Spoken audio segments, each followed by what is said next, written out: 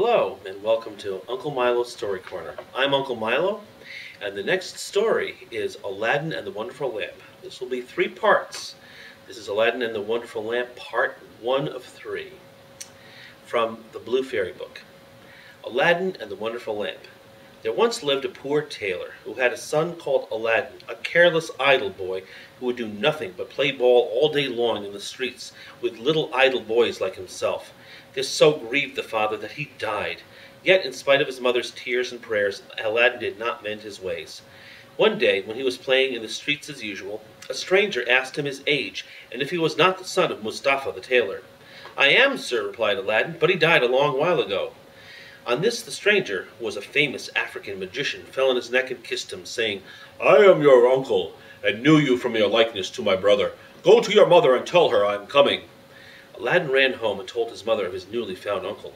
"Indeed, child," she said, "your father had a brother, but I always thought he was dead." However, she prepared supper, and bade Aladdin seek his uncle, who came laden with wine and fruit. He presently fell down and kissed the place where Mustafa used to sit, bidding Aladdin's mother not to be surprised at not having seen him before, as he had been 40 years out of the country. He then turned to Aladdin and asked him his trade, at which the boy hung his head, while his mother burst into tears. On learning that Aladdin was idle and would learn no trade, he offered to take a shop for him and stock it with merchandise. Next day he bought Aladdin a fine suit of clothes, and took him all over the city, showing him the sights, and brought him home at nightfall to his mother, who was overjoyed to see her son so fine. The next day the magician led Aladdin into some beautiful gardens a long way outside the city gates. They sat down by a fountain, and the magician pulled a cake from his girdle, which he divided between them. They then journeyed onward until they almost reached the mountains. Aladdin was so tired that he begged to go back, but the magician beguiled him with pleasant stories, and led him on in spite of himself. At last they came to 2 mountains divided by a narrow valley. "We will go no farther," said the false uncle. "I will show you something wonderful. Only you do gather up some sticks while I kindle a fire." When it was lit, the magician threw on it a powder he had about him, at the same time saying some magical words. The earth trembled a little and opened in front of them, disclosing a square flat stone with a brass ring in the middle to raise it by. Aladdin tried to run away, but the magician caught him and gave him a blow that knocked him down. "What have I done, uncle?" he said piteously.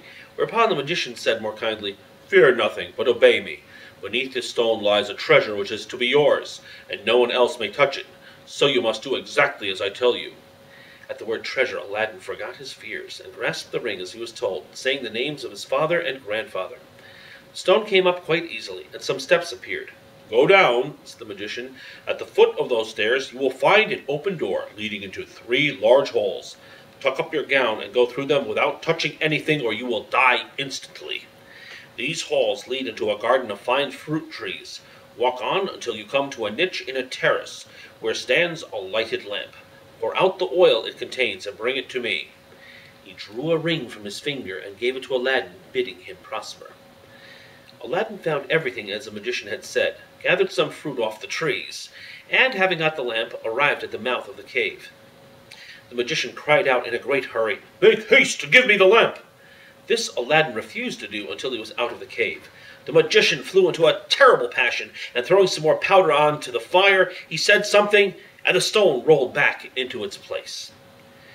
The magician left Persia forever, which plainly showed that he was no uncle of Aladdin's, but a cunning magician who had read in his magic books of a wonderful lamp, which would make him the most powerful man in the world. Though he alone knew where to find it, he could only receive it from the hand of another. He had picked out the foolish Aladdin for this purpose, intending to get the lamp and kill him afterward. For 2 days Aladdin remained in the dark, crying and lamenting. At last he clasped his hands in prayer, and in so doing rubbed the ring, which the magician had forgotten to take from him. Immediately an enormous and frightful genie rose out of the earth, saying, "What wouldst thou with me? I am the slave of the ring, and will obey thee in all things." Aladdin fearlessly replied, "Deliver me from this place." Whereupon the earth opened, and he found himself outside. As soon as his eyes could bear the light, he went home, but fainted on the threshold. When he came to himself, he told his mother what had passed, and showed her the lamp and the fruits which he had gathered in the garden, which were in reality precious stones. He then asked for some food.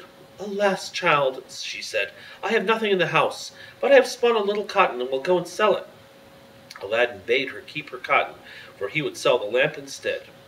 As it was very dirty, she began to rub it that it might fetch a higher price. Instantly a hideous genie appeared and asked what she would have. She fainted away, but Aladdin, snatching the lamp, said boldly, "Fetch me something to eat."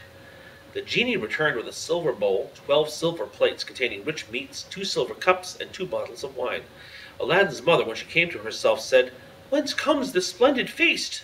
"Ask not, but eat," replied Aladdin. So they sat at breakfast till it was dinner time, and Aladdin told his mother about the lamp. She begged him to sell it, and have nothing to do with devils. "No," said Aladdin, "since chance hath made us aware of its virtues, we will use it, and the ring likewise, which I shall always wear on my finger." When they had eaten all the genie had brought, Aladdin sold one of the silver plates, and so on, until none were left. He then had recourse to the genie, who gave him another set of plates, and thus they lived for many years. One day Aladdin heard an order from the Sultan proclaiming that everyone was to stay at home and close his shutters while the princess, his daughter, went to and from the bath. Aladdin was seized by a desire to see her face, which was very difficult, as she always went veiled. He hid himself behind the door of the bath and peeped through a chink. The princess lifted her veil as she went in, and looked so beautiful that Aladdin fell in love with her at first sight. He went home so changed that his mother was frightened. He told her he loved the princess so deeply that he could not live without her, and meant to ask her in marriage of her father. His mother, on hearing this, burst out laughing, but Aladdin at last prevailed upon her to go before the Sultan and carry his request. She fetched a napkin and laid in it the magic fruits from the enchanted garden, which sparkled and shone like the most beautiful jewels. She took these with her to please the Sultan, and set out, trusting in the lamp. The Grand Vizier and the lords of the council had just gone in as she entered the hall, and placed herself in front of the Sultan. He, however, took no notice of her. She went every day for a week, and stood in the same place. When the council broke up on the 6th day, the Sultan said to his Vizier, "I see a certain woman in the audience chamber every day carrying something in a napkin. Call her next time, that I may find out what she wants." Next day, at a sign from the Vizier, she went up to the foot of the throne and remained kneeling till the Sultan said to her, "Rise, good woman, and tell me what you want." She hesitated, so the Sultan sent away all but the Vizier, and bade her speak frankly, promising to forgive her beforehand for anything she might say. She then told him of her son's violent love for the princess. "I prayed him to forget her," she said, "but in vain. He threatened to do some desperate deed if I refused to go and ask your majesty for the hand of the princess. Now I pray you forgive me, not me alone, but my son Aladdin." The Sultan asked her kindly what she had in the napkin, whereupon she unfolded the jewels and presented them. He was thunderstruck, and turning to the Vizier said, "What sayest thou? Ought I not to bestow the princess on one who values her at such a price?" The Vizier wanted her for his own son, begged the Sultan to withhold her for 3 months, in the course of which he hoped his son would contrive to make him a richer present. The Sultan granted this, and told Aladdin's mother that, though he consented to the marriage, she must not appear before him again for 3 months. Now that is the end of part 1 of Aladdin and the Wonderful Lamp. And this is Uncle Milo saying, tune in the next time, watch the next episode for part 2 of Aladdin and the Wonderful Lamp.